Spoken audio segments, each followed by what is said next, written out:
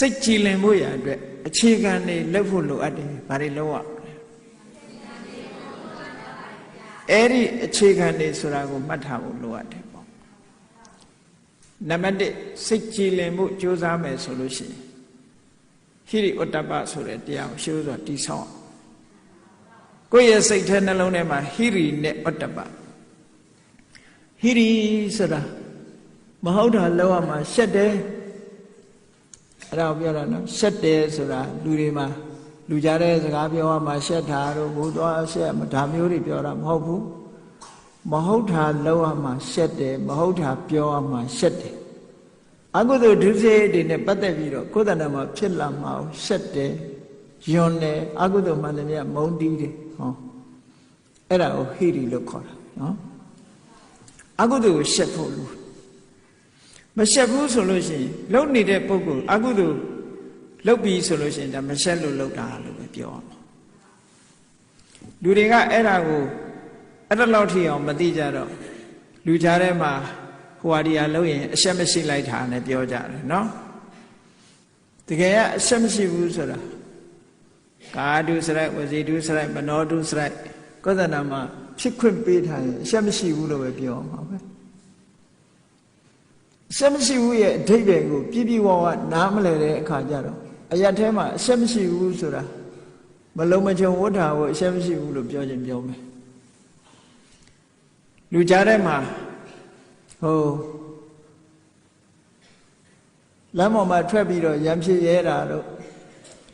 အရာထဲမှာမြင်မကောင်းရှုမကောင်းဖြစ်အောင်ဆဲတာဆိုတာကြားမကောင်းရှုမကောင်းဖြစ်အောင်ဆဲတာဆိုတာအဲ့ဒါမျိုးကြတော့အရှက်မရှိဘူးလို့ပြောကြတာအရှက်မရှိဘူးရဲ့အဓိပ္ပာယ်ကကိုယ်တဏ္ဍာမှာအကုသိုလ်တွေဖြစ်ခံနေတဲ့ပုဂ္ဂိုလ်တိုင်းဟာအရှက်မရှိဘူးလို့ပဲပြောအောင်ဘာကိုမရှက်တာတော့ဆိုအကုသိုလ်မရှက်တာလေအခုကလူတော့ရှက်ချင်ရှက်မှာပေါ့အကုသိုလ်မရှက်တာအဲ့တော့လူရှက်တာကတစ်မျိုးအကုသိုလ်ရှက်တာကတစ်မျိုးအဲ့ဒီနှစ်ခုကွဲကွဲပြားပြားသိဖို့လိုတယ်အကုသိုလ်ကိုရှက်ဖို့လိုတယ်အကုသိုလ်ကိုရှက်တာကိုဆက်ဆုပ်တာကိုဟိရိလို့ခေါ်တယ်ဩတ္တပဆိုတာကြတော့အကုသိုလ်နဲ့ပတ်သက်ပြီးတော့လန့်နေကြောက်တယ်လန့်နေကြောက်တယ်ဆိုတာအကုသိုလ်မိမိတဏ္ဍာမှာဖြစ်လာမှာကြောက်တယ်အကုသိုလ်မိမိတဏ္ဍာမှာဖြစ်ပေါ်လာလို့ရှိရင်ခံရမယ့်အကျိုးဆက်တွေကိုလည်းကြောက်တယ်ဟောအဲ့ဒါကိုစာပေကျမ်းဂန်တွေမှာထင်ရှားဥပမာတစ်ခုပြောထားတယ်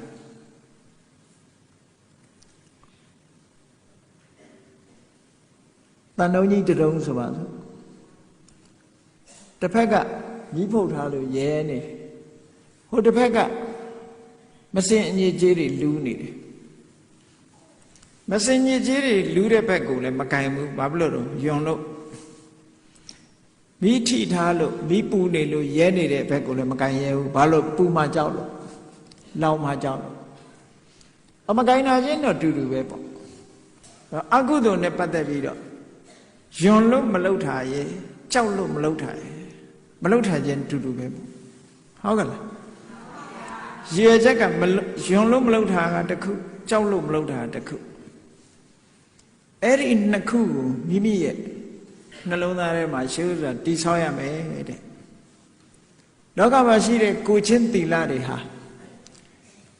ဟိရိဩတ္တပမရှိဘဲနဲ့ကိုချင်းသီလတွေဟာမပြည့်စုံနိုင်ဒါကြောင့်မို့လို့သီလတွေရဲ့အနိကဆုံးအကြောင်းတရားဆိုတာဟိရိဩတ္တပပဋ္ဌာနာနဲ့ဟိရိဩတ္တပဟာသီလရဲ့အနိကအကြောင်းတရားလို့ဆိုလို့အကုသိုလ်လုံးဝမရှက်တော့ဘူးအကုသိုလ်ကိုမကြောက်တော့ဘူးဆိုလို့ရှိရင်ဘယ်လိုမှသီလမလုံဘူးအဲ့ပုဂ္ဂိုလ်ဟာနော်သီလမလုံဘူးဟိရိဩတ္တပဖြစ်လာပြီဆိုလို့ရှိရင်သီလလုံလာတယ်သီလရှိလာတဲ့သီလဟာလည်းခိုင်မြဲလာဒါကြောင့်မို့လို့ရှေးဥစွာကိုယ်တဏ္ဍာမှာအခြေခံအားဖြင့်စိတ်ကိုဖြူစင်မှုရအတွက်ဟိရိဩတ္တပကိုအရင်တိဆောက်ပါလို့ပြောတာအဲ့တော့ဟိရိဩတ္တပမှာအရင်မတိဆောက်ဖဲနဲ့တရားတွေသွားအထုတ်